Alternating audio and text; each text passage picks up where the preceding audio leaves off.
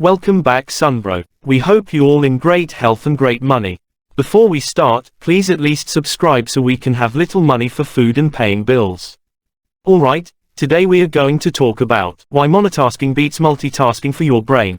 Ever find yourself watching a show, scrolling your phone, chatting, eating, and replying to messages all at once?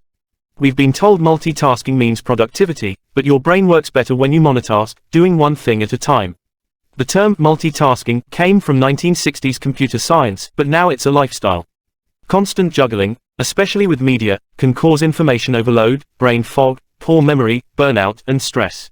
In one survey of 2,000 people, over half worked during vacation, blurring the line between rest and work. A 2023 study found we adapt to some multitasking stress, but chronic stress can be harmful.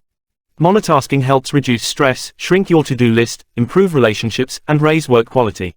We're born great monotaskers, kids do it naturally. You can rebuild the skill by practicing simple, single-focus activities, like reading, walking, listening, sleeping, eating, learning, teaching, and creating, one at a time.